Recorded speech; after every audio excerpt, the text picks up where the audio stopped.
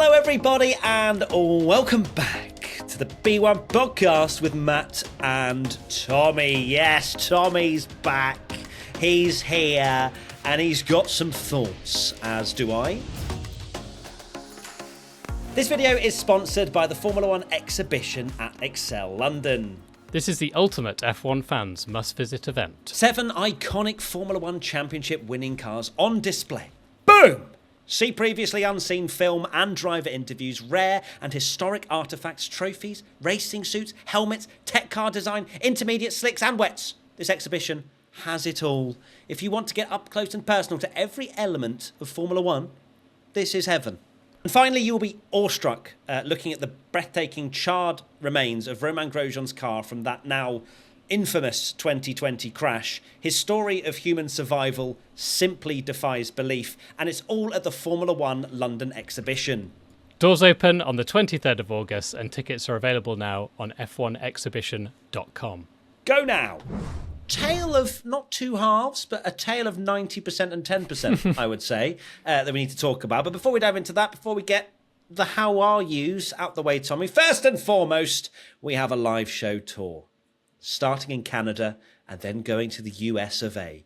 Tickets are on sale. New York is sold out. The others are going. So if you want to come and see me and Tommy live in the flesh, and you want to check where they are, because unless you've got the list right there, Tommy, I can't remember off the top of my head, you need to come see the P1 live show because you will not be disappointed, I promise. It's going to be good. Can't wait for it. And exciting times. We're going to have a hell of a lot to talk about because my word is this season delivering.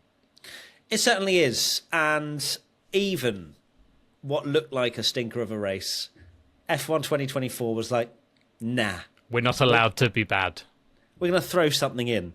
And I'm also just trying to extend the length of me talking so I can say that it's Toronto, New York, Chicago, Seattle, Los Angeles, and Austin. P1 live show. Go check them out. Link will be in the description on our YouTube comments and also in the link tree. Isn't that right, Tommy?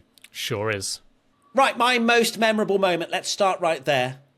It's the George Russell strategic masterclass.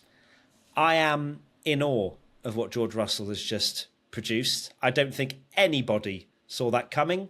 Even Mercedes themselves perhaps didn't see just how much George was about to chef up the entire grid and secure a victory.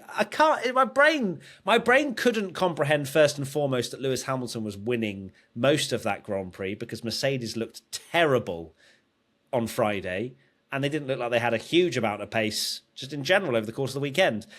But then, of course, Hamilton got Leclerc at the beginning, which I don't want to talk about, and it looked like Hamilton was on for a victory. But then Russell said, no, I shall not stop again because no one can overtake. And my God, did it pay off. It sure did. It was a very clever strategy, one that we'll get into, but very surprised no other drivers decided to do such a risk because, like you say, it was turning into one of those races where it was so difficult to pass. So George, it was a brilliant performance because I think Hamilton didn't see it coming at all. And when Russell had that team radio and said, I want to go for the whole race here, the crazy thing was, I was looking at the order going, he could get P3 here. He could be on the podium. Never mind win the actual Grand Prix. So amazing stuff. And again, the race just delivered right at the end when we thought it was going to be pretty abysmal because it was so hard to pass. It was crazy, but we'll get into that later. We certainly will. First question comes in from P1 Patreon member AMG Piper. How underrated has George Russell been this season? Surely this win means he deserves more respect. Now, I've said it time and time again. I've said it when we were on the main stage at Silverstone that George Russell deserves some more respect on his name. I don't know why it is. I still don't understand why George is not being celebrated for just how well he's doing up against Hamilton. And I think it's obviously because of certain stories that have circulated around George being favoured and this, that and the other. But if we're looking solely at what George Russell has done this season, he has been phenomenal. Absolutely, hands down, one of the best drivers this season.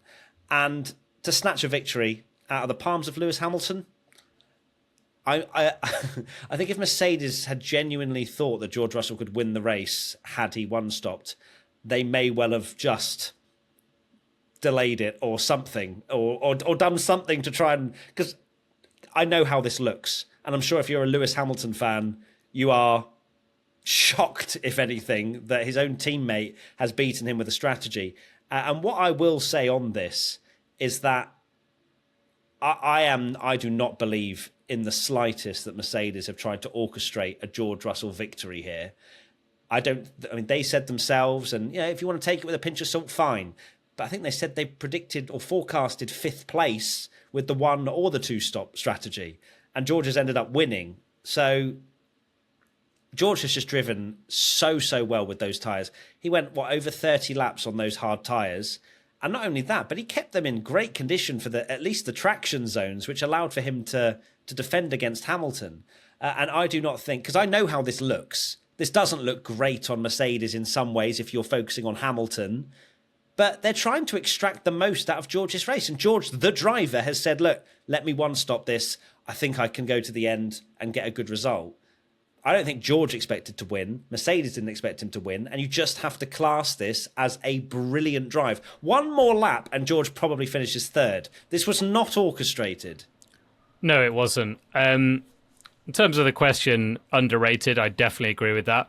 I won't go to the extreme and say I think he's been one of the best drivers of the year, but he has done a very good job. And he's now the only driver other than Max Verstappen to get more than 1 victory. So impressive there from George. But what I will say is that in this silly season, he's done a very good job alongside Lewis Hamilton since he's been there, and is doing it again this year. They're very close on points. There's only 2 points in it, and of course, we all know how good Lewis Hamilton is. And for George Russell, he must be like, hang on a minute, my boss is constantly in the press talking about how they're desperate for Max Verstappen, how they're desperate for 17-year-old Kimi Antonelli. We need to get the next Max Verstappen in. And while I don't think Russell is on the level of Max Verstappen, he is a very, very capable driver. And today, and he has done this before, shown that he is capable to lead that team and do a very good job, and is a very quick driver, because he was so lauded when he was doing unbelievable things for Williams. He's been given that chance and he's done a very good job at Mercedes. So I think it must be disheartening for him to basically constantly hear about, who are Mercedes going to have, and they need to get a really good driver in because Hamilton's gone. Because the whole point of him going there in the first place, and actually them getting rid of Bottas and taking that risk, was that it was meant to be George Russell takes over the mantle. And he's doing that. I mean, he did it again today with a brilliant strategy. He's capable. I think that is absolutely the feeling that you should get when you think about George Russell leading a team. But look, they've got their sights set on Kimi Antonelli. So and rightly so. I will just. You're such a fanboy. It's crazy. He went near the wall. I love him. He's so dangerous. He's definitely shown that he's got it, and I think I am very certain that they're going to go for him now alongside Russell, and they just take that risk of who might make. He will have moments. He will crash. He'll have moments like Max Verstappen where he has these things, but it's all about a learning pose, and they'll have 2 very quick drivers. So I love it. It's like 3 races ago, not proved himself. Now he's had a sprint win and a feature race win. He's done it. This is it. Well, he's absolutely he's owning Behrman, it has to be said, in the championship. He's got an F1 drive, and Antonelli is the rookie here. So I don't think it is just a case of the most recent races. We said it before, even if you take the wins out the way, that he is comparable to Behrman. But just to go back to Hamilton, actually, because I didn't sort of go into that after you mentioned about the certain fan base being like, how dare they undercut their own driver. But you look at it from overcut, yeah. You look at that from a team point of view, and they turned a 1-4, a 1-5, whatever it was going to be, into a 1-2. And yes, Hamilton has been disappointed. And I don't think Hamilton is unlucky because he can say all he wants about the fact that his tyres, he could go longer. But if Mercedes left Hamilton out when he's leading the Grand Prix is in the best position, unfortunately, and we've seen this time and time again, is that when you're leading, you do have to do the safe strategy. Look what Oscar Piastri did in Silverstone. I know it's wet conditions, it's a little bit different, but he didn't do the double stack, did he? And we were all laughing at McLaren saying, you're absolutely ridiculous, make the safe call. And equally, if Hamilton could quite easily, it's all hindsight, but Hamilton, they quite easily could have left him out for ages, shreds his tyres or gets a puncture. I don't think he would have, but you play that safe call because Hamilton was in a brilliant position to win the race and was going to win the race. The only people that could have denied him was someone trying a one-stop and it being very hard to pass, and that is exactly what happened. Yeah, and of course, look, I understand if you are incredibly passionate about Lewis Hamilton and then you hear him say after the race, I had plenty of tyres left, just the team brought me in. Of course, it's going to fuel a bit of like, we could have done exactly the same as George Russell, but it was a roll of the dice with George. The whole thing was a predicted two-stop. That was the what everybody went for pretty much, apart from Russell, Alonso, and then Magnussen and Tsunoda. Those were the only drivers to do a one-stop. Perez did a three-stop, because of course he stopped at the end for soft tyres, but we'll get on to him at some point. But it was a roll of the dice. It was by no means the strategy going into this. And you can do that when you're not leading. To roll the dice when you're leading is stupid. You don't roll the dice when you're leading the Grand Prix comfortably. You cover everyone behind you, which is what Hamilton did and the team did, which was the right decision. At the end of the day, Russell has taken a massive gamble, and in hindsight, you go, that was the right strategy, but no one else did it, apart from Alonso. But he's not in Formula A and fighting for in that pack. So it's easy to go, why didn't they do that? But if they had done it and it had gone wrong, it would be, they've sabotaged Lewis Hamilton. Oh, how dare they? Because you don't do that when you're the leading driver. When, in a weird way, sometimes when you're behind, or I guess he was ahead, but it's because he's off a different strategy. But you know what I mean? You're out the race. You can just roll the dice and do something different. Yeah. And 9 times out of 10, it doesn't work. But today it did work. And it worked beautifully. And I think that from my perspective, it just needs to be highlighted that George did an amazing job here. It's not that it was a flat-out strategy that could have worked. It didn't seem to be it. So well done to George. One more thing.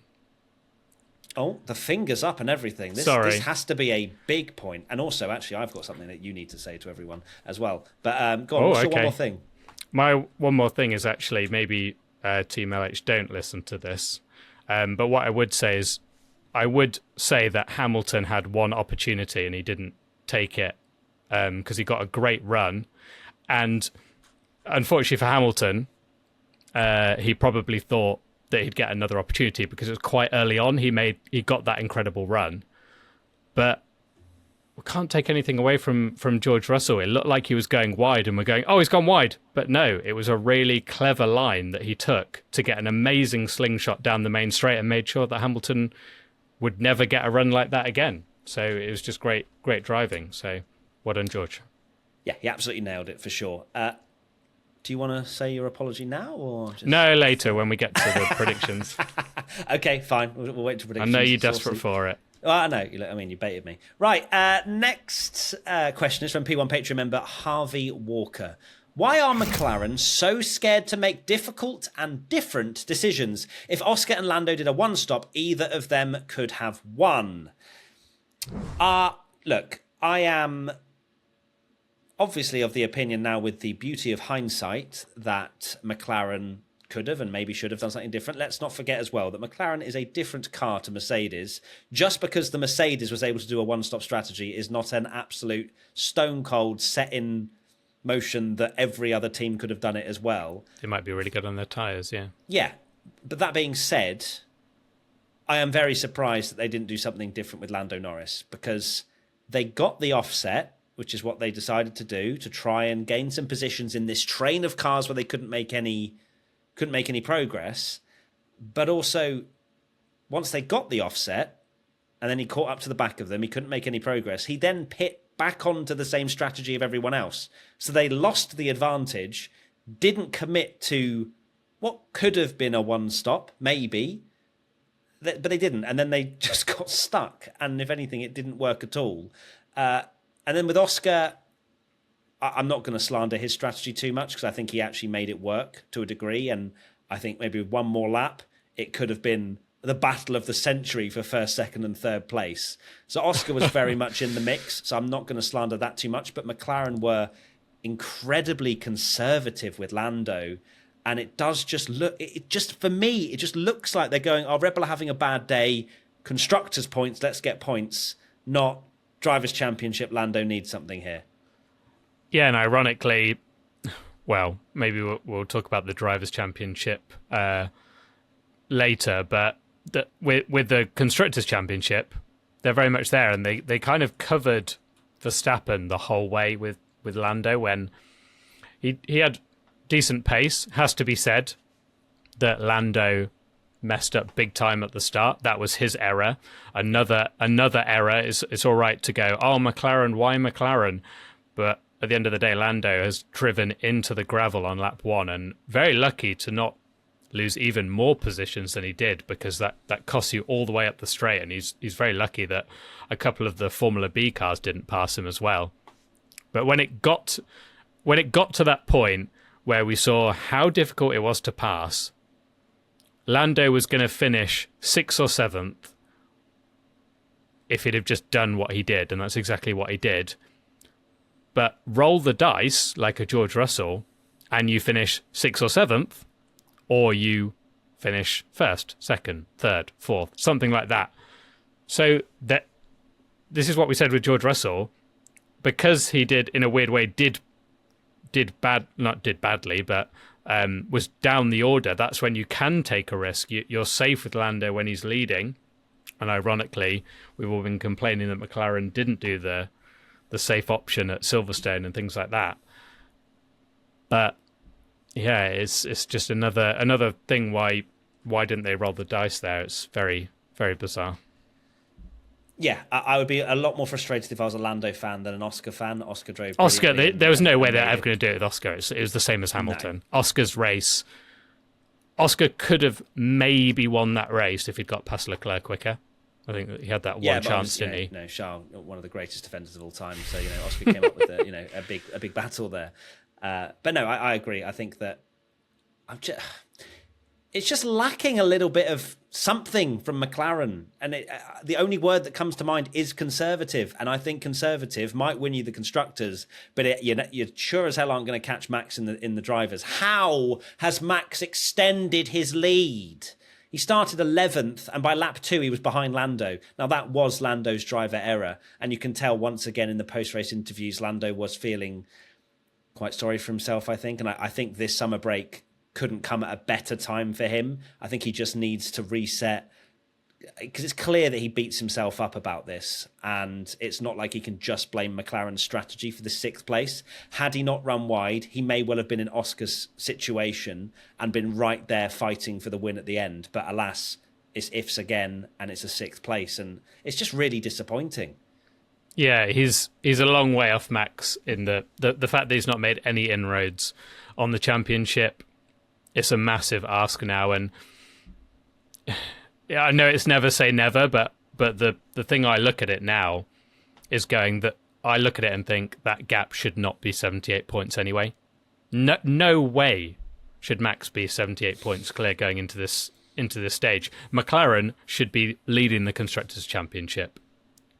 You could argue, I don't think it's unfair to say McLaren should be leading the Constructors' Championship by 20, 30 points. Yeah. And the gap between Lando and Max realistically should be maybe 30, 40, something like that, 50 points maybe if we're maybe being a bit more realistic. It should not be nearly 80 points, because they have had an incredibly good car for so long now, and again have only won one race. You look at Lando's results since China, when you can argue that he may have had the maybe McLaren was becoming, if not the best car, and has been pretty much since then, or at least level with Max, he's not really taken chunks out of the lead. He's won one race, but he's been, fifth, sixth in a sprint, quite a few seconds, the DNF, third, second, and then again, like, you must get to the end of that race and be like,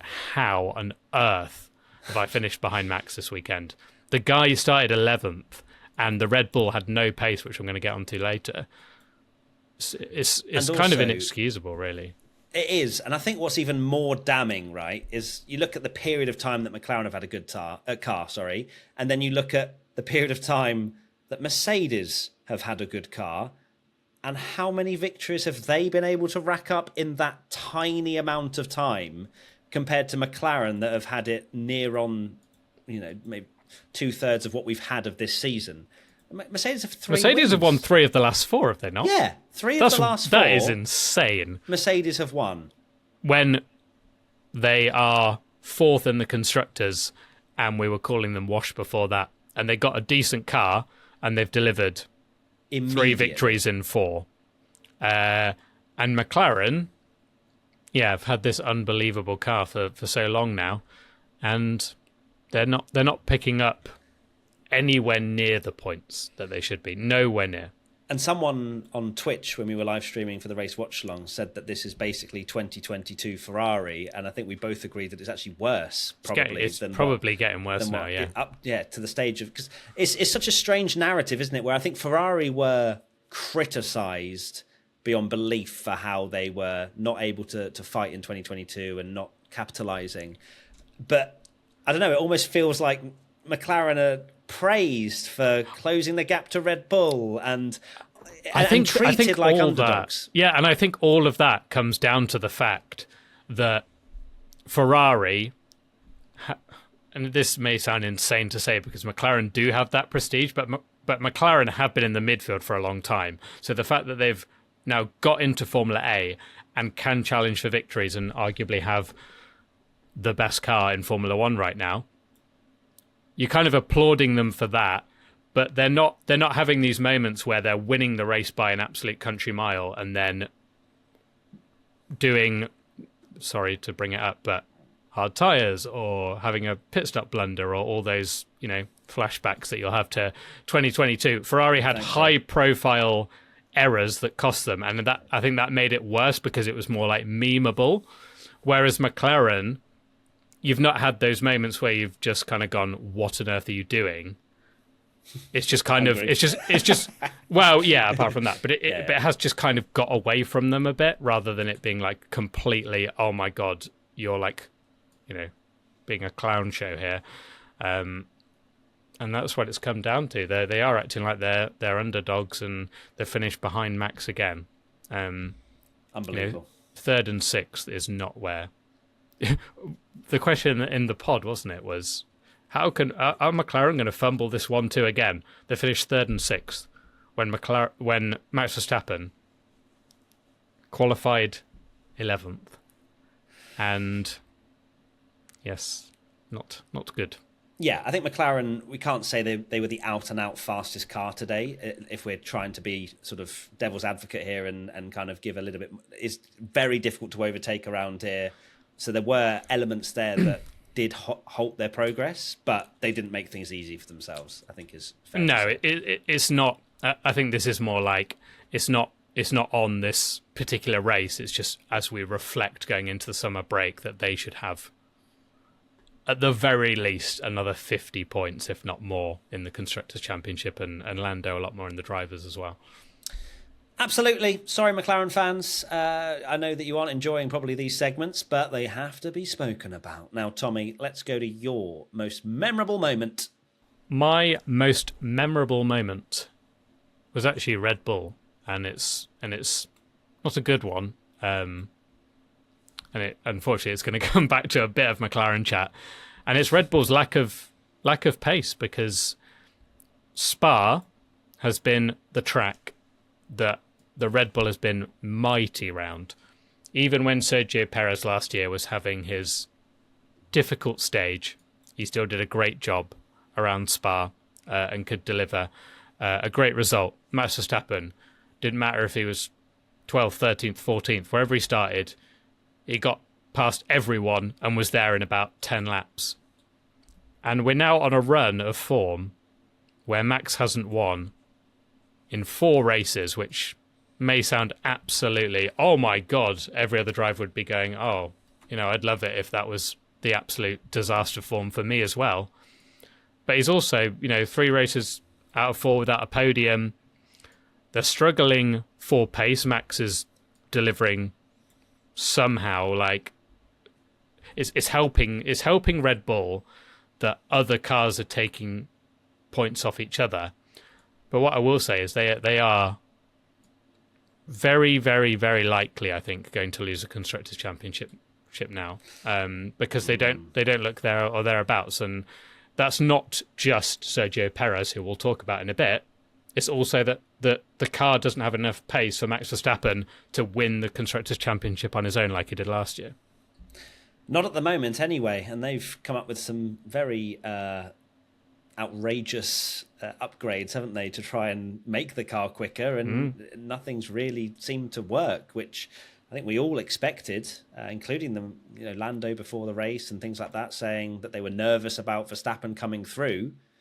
And I mean, on paper, Spa looks like the greatest track ever to overtake on, but it just really wasn't. And even Max got stuck, and that was quite surprising to see. Question: Mega versus Primus. Does this race solidify that Red Bull are at risk of losing the Constructors' title? What can be done to prevent this? Okay, here we go. I know Red Bull will be listening because they are frantically trying to figure out the solutions. 1, build a faster car. Okay, that's so bold. That's what I would say. Red Bull it's a bit weird, isn't it, that Adrian Newey's bouncing and now all of a sudden things are not going great at Red Bull. But 2, get a better second driver, because Perez, we will get on to him, but my goodness me, how have he finished 8th when starting on the front row of the grid? And 3, Tommy. You need Tommy. Tommy is got so much wheel knowledge that he would have sussed out that one-stop strategy 2 laps in, to be honest with you. I was surprised Red Bull didn't go for it. They made some odd strategy calls as well with Perez and Verstappen. We didn't hear the ranting of Max with his strategy, which we'll talk about. What could I be talking about there? Although, what do they need to do? In a weird way, they need exactly what's happening and Formula A to be very close and they'll start taking points off each other, which is exactly what's happening because McLaren should be leading the Constructors' Championship, but Mercedes will occasionally be like, oh, thank you very much. And then Ferrari will be like, let's win Monaco. And then that would be terrible. Ferrari will be like, we'll be quick for one race. Well, they were really good. The conversation was that Ferrari were going to be the ones to challenge for the Constructors. Yeah. They dropped off. McLaren, McLaren will definitely do it. Now Mercedes are taking points off them, and that is helping Red Bull at the moment. But it can't go on. It can't go on like this because they are losing ground rapidly. You look at the results since, and we forgot about this because we were talking about 1-2 finishes, and it feels like a lifetime ago that they actually got a 1-2 in 3 of the first 4 races, then got a 1-3. But you look at the recent form, and they're not, they're not bagging 20 points, sometimes way less than that each race because Perez is nowhere. And even now, Max is finishing races in 5th, 2nd, 5th, 5th. They are losing ground rapidly, and there's still a hell of a lot of races to go. So it is 100% game on in the championship. It really is. It's actually so finely put. I know that I don't think many people actually get very excited about the Constructors' Championship, but it might be the only thing we have to cling on to this year because you look at Red Bull 404, McLaren 361, Ferrari 340, and Mercedes now on 284. So they're only 120 points behind Red Bull. I know I say only, but look, a couple more 1-2s for Mercedes when they just pop out a nice car one weekend, and it's game on in the Constructors. So It's a shame, I think, when it comes that Max to... had that massive head start and got such a lead. And both for that and in the drivers, it's a shame that Mercedes weren't able to really have a car to get Hamilton and Russell more points, because they're on 143 and 141 respectively. So they are still miles behind Verstappen, but had they had just a better season before Austria, and they could be the ones that we're hyping up. But right now, they're so far behind we can't. Yeah, but you can look at it and go, it's not easy to get excited about the Constructors' Championship, but just to put a positive spin on it. And I thought this as well when I was watching essentially the top 8 cars all separated by a second about 20 laps in. Oh my word, is 2025 just so beautifully poised. Can we just go into the new season with the same cars? No development allowed now. Just banned. Yeah. Ban all development. No, a little bit of Ferrari. Ferrari. Ferrari catch up a little bit. Just a tiny bit. But yeah, wow. Seeing just the mix of the fact that we were saying all of last year, just imagine if the fight for P2, imagine if Red Bull were in that pack. They are in that pack now. They are very much in that pack, and that is what is making it so exciting. We're on a run of multiple different winners. Max hasn't won, like I say, in the last 4 races. The pole sitter hasn't won since Monaco. Can't remember who that was. So 6 races in a row where pole sitter hasn't won. Insane. Yeah, I know. You're like, Monaco, Charles Leclerc, obviously the last one to convert, but also he's the latest one not to convert as well. So we won't talk about that one though too much, because he's added to that tally. Next question, James BWFC22. P8 in the race and now P8 in the championship. Have we seen the last of Sergio Perez in that Red Bull seat? Okay, it's time for us to decide what we think is going to happen, and I am going to lock in that Sergio Perez will not be driving for Red Bull after the summer break. Yeah, I think that Red Bull will make a very difficult decision to swap-a-roo Daniel Ricciardo into that seat to test, little test bed. Perez, go get your confidence back in V-Carb. We've done it once before, done it a few times before. Go, just pop in there. It is in disaster class territory now, unfortunately, for Sergio. He started on the front row of the grid. I believed that he could bounce. I basically said to you, I think on the watch along, Tom, I was like, right, no, Perez is there. Like, he's in the mix. Qualifying's out the way. It's now just race. Just chill. Which is what he's been good at. Like, yeah, I which say is what good, we thought but would like, be better. do you know what I mean? That's what is better form. Yeah. But once again, he fell away, and it looked reasonably promising at the beginning of the race. But sadly for him, he just didn't have the speed to stay with Formula A. Even Sainz was passing him. I know he finished 40-odd seconds back at the end because he pitted on soft tyres for the fastest lap, but he was still off the back. And Red Bull, as we've already spoken about, cannot afford this to happen. They have to make in my opinion, they have to make a radical, maybe not permanent change, but a radical little, go on, someone, Lawson, anyone, just try and just see if you can do something a little bit different. It might end up being the worst decision ever, and whoever goes in there crashes 3 races in a row. But Red Bull used to be this tenacious team. I think they need to get back to that now. Yeah. Finally, we disagree with something on the podcast because I don't think he is going to be replaced. And the funny thing is, I'd love to give reasons why, but it is just vibes, because you look at it on, but you look at it on paper, and there's absolutely no way any other driver is staying in that seat, particularly at Red Bull, the team that basically, yeets you off into the sun as soon as you have a bad race. I mean, Kvyat just had to have one little bump with Sebastian Vettel, even though he'd got a podium in the last race, and they went, see ya. And now, Perez can be... The stats for Perez are just so damning. You can't even defend him now.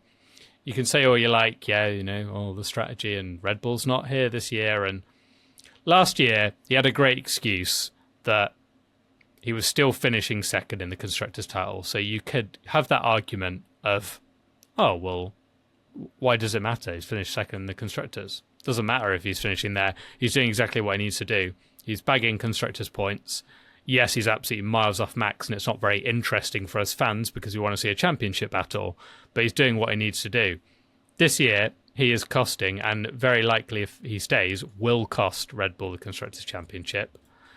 And you go into next year, and you think, could he also cost Max the Drivers' Championship if Max has no rear gunner, no one to fight? Because you look at Mercedes, it's maybe not the greatest example because they're leaving, but when they have two good drivers like Hamilton and Russell, I know it's controversial, but they're finishing 1-2, and then that does put you in the position that, say, Lewis Hamilton was somehow in the championship and George Russell had leapfrogged him. They could swap, they could do things, same with McLaren. They were 1-2 in Hungary, and there was the whole debate, should they, shouldn't they? But at least they have that option. Red Bull do not have that option because Perez can start second and Max can start 11th, and Max can get stuck the entire race and still finish ahead of him. And Perez's form is just absolutely diabolical now. I know he doesn't have the best strategies, but he's just got no pace and he's not scoring barely any points. So I've done this maths off the top of my head, but I think in the last 8 races, which includes a sprint as well, so 9 or 8.5, he scored 25 points. Like that that's is one victory, yeah. Yeah, so he's had 1 victory worth of points in 8.5 races, which is, I know he's retired a couple of times, but one of them was Monaco, where he had his part to play, and then Canada as well. So, yeah. Well, that form, it's not even a debate of whether they're going to lose the Constructors' Championship. They will lose the Constructors' Championship. I love how you said all of this, and yet you're the one that's like, no, he's going to keep his seat. I just think he will because they've backed him. Yeah, and this is the mad thing. It makes no logical sense why they'd keep him, but I just think they'll keep him because they don't. It's just something. I've just got this weird feeling that they don't want to rock the boat. The boat's getting rocked, but the boat right is sinking. The boat is sinking. Yeah. Well, fascinating. We'll see. And I promise you, if there's any news that happens during the summer break, we will be there. It doesn't matter if Tommy's on his yacht. He will be live, and we will be there. So let us know. Let us know if you're on YouTube what you think and if Perez will indeed keep his seat or not. Actually, I've thought of one reason why they won't. Merch. Not that. Oh. And not the Mexican Grand Prix. It's that if they put Daniel Ricciardo in, where's the... I feel like Perez is more likely to be fired completely because surely Red Bull want Lawson and Tsunoda to stack up against each other, and then you see who's good. Like swapping Perez and Ricciardo doesn't solve the Lawson problem of how good he is and what should they do with him, does it? So maybe that's something. So they fire him completely. Well, I genuinely think it's more likely than him being demoted to AlphaTauri. That's I think that would probably be a lot more of an expensive get-out clause if they binned him off entirely. But I do get, if there wasn't any of that... Yeah, then the Mexican Grand Prix would be cancelled. Yeah, God, yeah, that would not be fun. Okay, cool. Let's move on to the next question from Andy Fleet 22. I love the classic tracks, but do they still have a place in F1 considering the lack of overtaking today? Spa. Controversial, but true. Spa, I know George saved that race from the clutches of just another Spa snooze fest. There's something about this track where the teams clearly run too low of a wing that they don't actually get that much of a benefit, or at least with DRS trains. I don't know. It's sad because I would rate it as one of the best tracks in the world. It's amazing to drive on video games. Drivers love driving it. But when it comes to a race, it isn't really. It's not really a race. They're all just slipstreaming each other. They don't really have too hard of a breaking point into that sort of right-left after the main Kemmel straight. The bus stop chicane doesn't really promote much because you don't have DRS there, obviously, because of the kink. you don't see too much out braking there either, because they're then thinking, well, actually, it's better to just wait till after turn one, then get a slingshot. So I can't figure out why Spa doesn't work, but it's sad to watch because I do love it. I think that is the problem, exactly like you said. F1 has become too reliant on DRS to pass, and DRS isn't strong at Spa. It's not strong at Monza. So these circuits where they have a skinny wing or a skinnier wing, and it's not as extreme at Monza, as Monza, sorry, but they don't. But like you say, because they're opening the DRS flap normally, if they've got somewhere, they need a lot of downforce, you're getting a big change of aero, and you're getting a great chance. But the problem with Spa is it's just not powerful enough. You create these DRS trains, and I do think Spa would be better off without DRS. I don't think it's needed because you get a slipstream anyway, and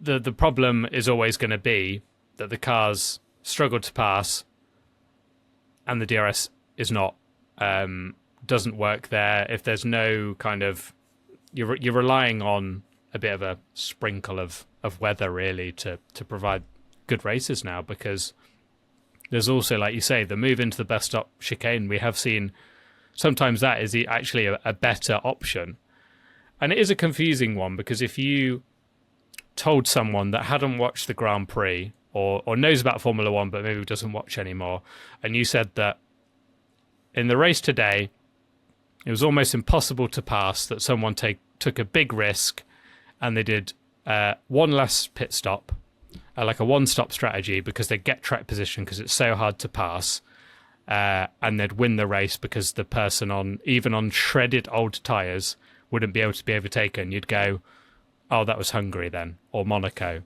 But it was Spa, which on paper, you look at that track and you look at the same with Monza. It doesn't really make sense, and it shouldn't be the case, but it is.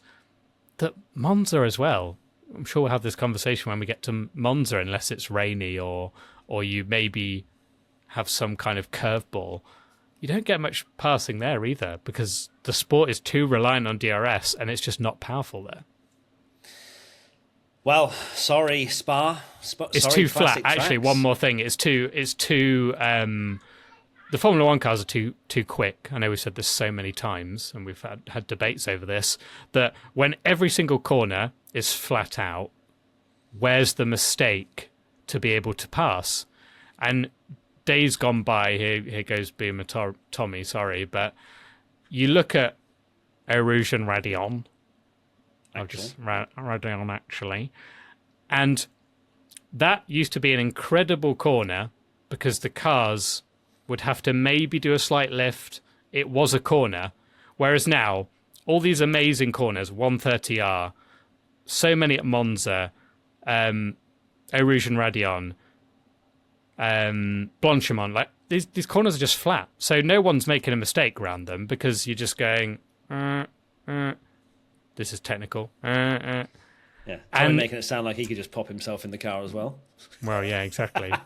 Even though my head would fall off. But apart from that, easy. It's just flat out. Yeah, you're just flat out around every corner, and you're never going to get overtaking if you're flat out, because where's the difference in braking?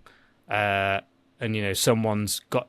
You're never going to take a better line through a corner than someone if every corner is flat, because where's the disparity like between the two things? So that for me is why it under delivers.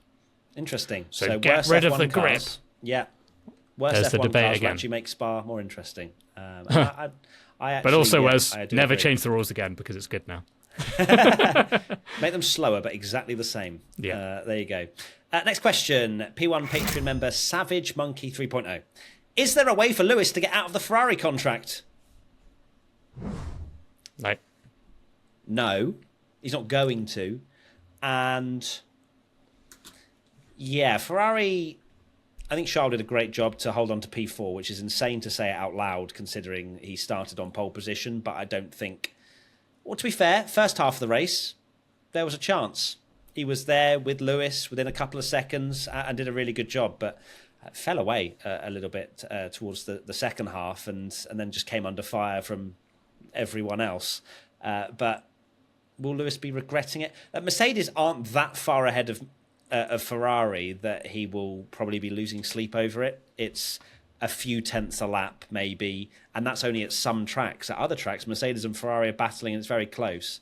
So as much as Lewis is doing very well at the moment with Merc, it's not a Alpine Aston Martin No. from last year sort of comparison. Yeah, it'd be very easy to kind of think that because Mercedes have been on this great run of form and Ferrari have maybe under-delivered since Monaco, that we go, oh, Hamilton, look, he needs to go back to Merc. He's made a really awful decision because he's gone there, and we said it at the start that it is a sideways step. Maybe it isn't now, but he's gone there in the hope that in 2026, when the regulations change, Ferrari are the one. And maybe we can have this conversation when we know what the pecking order is in whether Merc come up the blocks firing in 2026, and he might look stupid. But for now, he's banking on the fact that Ferrari get it right in 2026. There's a huge regulation change. It's going to mix things up again. And like you say, they're not, even though it might sound quite a mad thing to say when we've been talking about how underwhelming Ferrari have been and Mercedes have won 3 of the last 4, they're not a million miles apart, like you say. It's not like they are still very much in Formula A together. And I think that the performance of Mercedes, even though you look at those wins, Hamilton was brilliant in Silverstone, and they looked very quick there. The George one in Austria was inherited, and this one, while they got a 1-2, and it's nothing to take away from them, it could have been McLaren. It could have, it definitely could have been McLaren as well. They definitely weren't the closest car, and it's incredibly close in Formula A.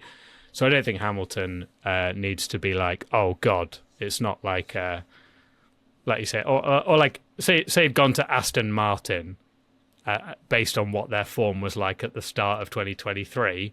Then you go, yeah, you're looking a bit stupid. Yeah, probably exactly. doesn't want to go there. But at the moment, no, I don't think it's panic stations. No, and it shouldn't be because Ferrari are the best team in the world. Let's go now to biggest winner. And it has to be, I was going to say Mercedes, but I think George Russell, actually. I think George Russell solo, singularly, is what I'll go for as a biggest winner. Yeah, I think Mercedes' biggest winner on paper, but I don't think Hamilton will feel like a winner after that victory's got away from him. So just thinking about that, actually, can you imagine if Hamilton hadn't won at Silverstone? And how that would have... Imagine how... And George had won or something. Yeah, exactly. Jesus. But thankfully he did, and it was an amazing moment. So, okay, we're both going for George, are we? Yeah? Yeah, I think George.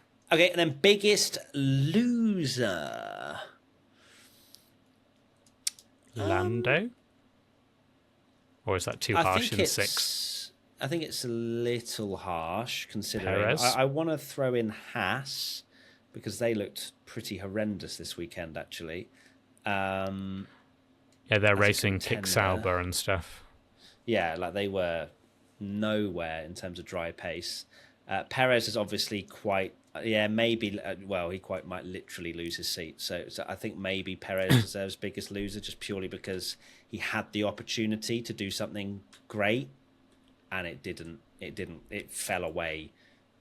Well, It's a disaster, I'd say, to finish 8th. What about Stake or Kick Sauber, that one of their cars conked out and one of them was running in the points, and you go, surely just drive till your tyres explode at that point and just take the consequences of what happens. Literally, we don't want Bottas to drive to his tyres literally explode. No, it was but 8 laps to go. You would think, yeah, just stay there out. There must have been a reason that I haven't heard yet as to why they pitted with 8 laps to go. It's insane. Because even if he did stay out and his tyres fell off a cliff, he's finishing 16th, 17th, 18th, or 19th anyway. So what's the point? Yeah, ridiculous. Okay, yeah, maybe. I'm gonna still lock in Perez, I think, actually, because that was a shame for him. And what are you going to go for? Annoyingly, it does have to be Perez, I think, because he's put so much pressure on himself going into the summer break when that Red Bull themselves have said it's crunch time, and that's the... My dad has just messaged me, have you seen Russell could be disqualified? What? Is my dad trolling me? Or... Technical... after this fuel was drained out of the car was not fully drained according to the draining procedure. Oh my god. Oh, okay. After the race car, it was weighed and its weight was 798 kilograms, which is the minimum weight. Fine. After this, fuel was drained out of the car and 2.8 litres of fuel were removed. The car was not fully drained according to the draining procedure submitted by the team in their legality documents as whatever is fulfilled. The car Could be was weighed disqualified. again, and the weight was 796.5. The calibration of the outside and inside scales was confirmed and witnessed by the competitor. As this is 1.5 kilograms below the minimum weight requested... This has now been referred to the stewards. Oh, he's under investigation. He's about to get disqualified. God, Charles Leclerc's on the podium. Sorry. Okay, so that's wild. Oh my God. You know what I'm going to say, don't you? What? That we literally went, biggest winner, George Russell. My dad's just texted me. He's about to be disqualified. Yeah, that's not gone too well. Okay, Oh. So how quickly is that going to change? He's things? surely going to be disqualified if that is the case. So what? So who's messed up here? Or is it just a minimum weight problem here? It's the minimum weight, so he's not. So the car was not fully drained according to the draining procedure submitted by the team in their legality. Oh, so they didn't fully drain it, and then they did, and then it's under the minimum weight. Uh-oh! Yeah, He's in trouble. That's game over. That's a Hamilton victory. Oh, wow. my God. Biggest winner, Lewis Hamilton. Imagine if that was Hamilton's first victory as well since 2021, and it had been inheriting it like that. Oh, my God. Wow. Wow. Okay, new question. Perez has shot up to 7th in the championship now. Do you think this will save his seat? Oh, yeah. Wow. No. Imagine if you had a clause that, like, if you're 8th by the summer break, if you're bottom of Formula A, you're out. and Sergio's in Parc Ferme taking bits off the Mercedes. Right, well, you just had a live reaction on the podcast there to us potentially having George Russell disqualified. We're going to finish the podcast. And then we'll record a little bit afterwards if I guess. Yeah, if it does change. I mean, is there anything to really add? Hopefully we'll find out soon. I don't think we need to... It'll probably be a social clip now. We're not going to add fair. to the podcast because this will be going out. So, right. Predictions are going to be screwed. Yeah, let's go to predictions then. Because right now it's 32 for me, 34 for Tommy. Biggest good surprise, I said Lando Norris. That is a big fat 0.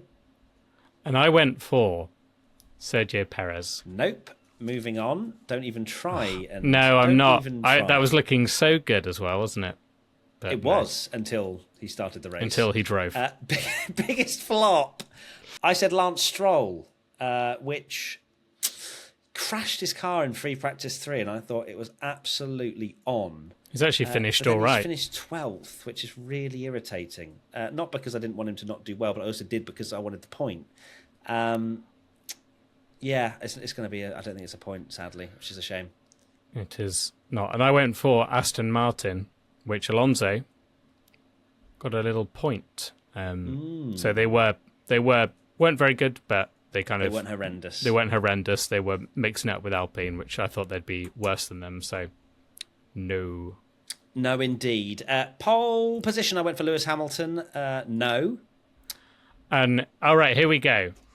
So I went for Max Verstappen, and I am very annoyed at myself because I said it with my chest as well, and I just got completely muddled up. I don't know why.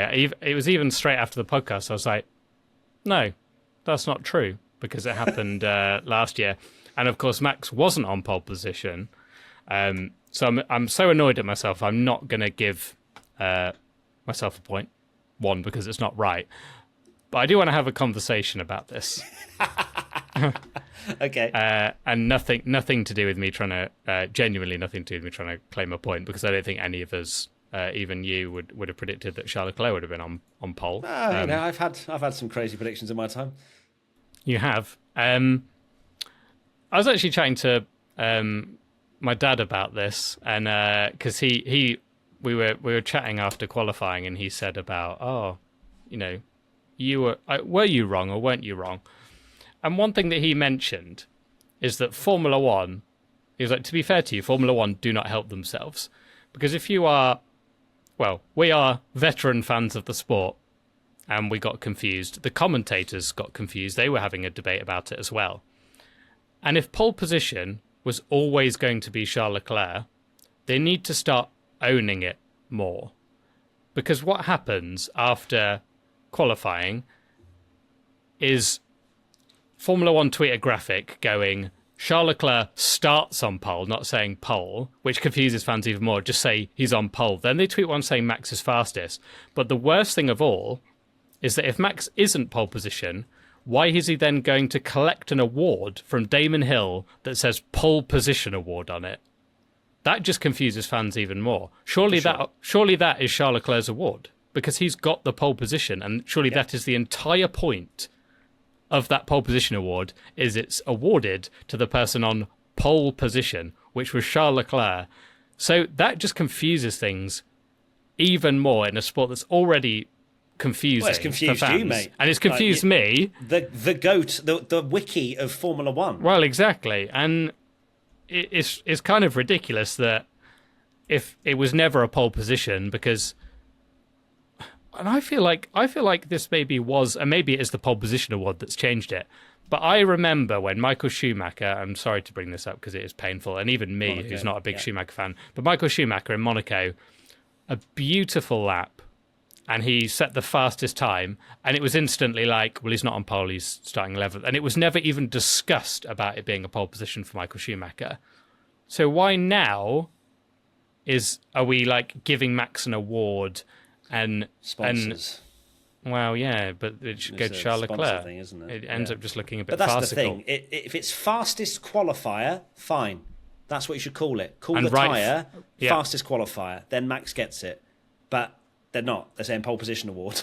And they have every right to change what pole position is, because they did it in the sprint. Where you winning a sprint was technically a pole position statistic.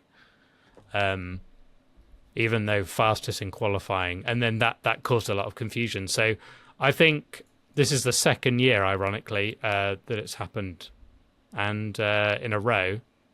And the way Spa is on the calendar, I think it will continue to be that way, where Max and other drivers take engine penalties for it. So I think they need to start doing something about it. Well, we'll see. It's a very small thing, but it's a thing that matters, because clearly everybody is still very confused. Okay, let's now go to our top three, and I hope to God George Russell does not get disqualified, because otherwise I'm getting cooked. Because in third place, I went for Oscar Piastri. Point. Lock it in. 1. Lovely. For now. No, now. Locked in. No, it's not locked in. Results do not change. Locked in. No, because I've had this before. P3, I went for Max Verstappen, which I was actually quite confident that could come true when we saw his pace in qualifying, but he did not fly through the field like I expected. And another non-podium weekend for Max. Non-podium weekend, indeed. P2, I went for Lewis Hamilton. Locked in. Point. Locked in. Thank you very much. Thank you very much. We're now even. And that's the end of the podcast. Goodbye. P2, I went for Lando Norris. No. Incorrect. I went for P1, Lando Norris, which was incorrect. And P1, I went for Lewis Hamilton. No, 0 points. And look, I will be delaying the next question for as long as possible. Tommy, let us Michael Massey this. Come on. Then it's 34 each. But I know, you will have to change it. It's fine. Yeah, we will have to change it. Well, actually, no, it's not going to be 34. Actually, no, to be fair. Right, one crazy prediction. I went for Max Verstappen will not have one sassy radio message during the race. I don't think we heard anything from Max Verstappen the entire race, which was mad. We did not, yeah. I wonder if he deliberately just didn't say anything. He was sassy to journalists and stuff, but not over the team radio. I will take that point every day of the week. Yep. Thank you very much. And he had every right to be, didn't he? Yeah, in that, stuck in seventh for a lot. And I went for Alpine get a point. Chefed. You did chef there. I mean, wasn't really that big of a chef. I mean, to be fair, Alpine after the last few races, I was going to say they've been absolutely terrible. Fair. So fair enough. Yeah. Well done. Well done. Enjoy the money. Congratulations. And then the 3 crazy predictions from you lot. FFP to MF. Max Verstappen gets a full 8 hours sleep and wins. No. Sam 467822 Ferrari double DNF. Nope. And Polski Polak 2, a driver from Formula B, will be on the podium. No. And I've just seen a funny tweet that I have to read out from Crystal Horner. I don't know why. It's because I was looking at the George Russell stuff and I thought I'd just include this. Yeah. It's Sergio Perez after finishing P8, and then it's a screenshot saying, "The haters said I couldn't do it, and they were correct. Honestly, great call from the haters." Well, he might still get P7. So he might get P7, slandering him, and then exactly. He's the Very GOAT. true. Very true. Tommy. Yeah. I was going to say what your final thoughts are. You were. I felt like you were about to say your final thought, and then no, but I was about to say something else. I know this is a very long podcast, but hit me. There's just to go into more of the Russell chat. Ruth Buscombe made a great point that basically on a one stop, you obviously shed a lot of tire rubber, which makes it is obviously going to make the car a lot lighter, and then normally. A lot of Formula One tracks, you do an in-lap where you can basically roll around and you see them going into the grass and picking up a lot of rubber on their tyres, and it adds weight to the car. But in Spa, it's such a long lap that they don't do that kind of victory celebration lap. So you obviously couldn't do that, which is, an interesting point that that also hasn't helped George Russell with that. It's the one stop, some more tyre wear, shed off more of that stuff. Also running in clean air for so long as well, you can't fuel save as much perhaps. So there's plenty of theories as to why George Russell may well be disqualified, but I don't think there's many loopholes. There's not anything that Mercedes can really say in order to, like, the rules are the rules. You have to be the minimum weight.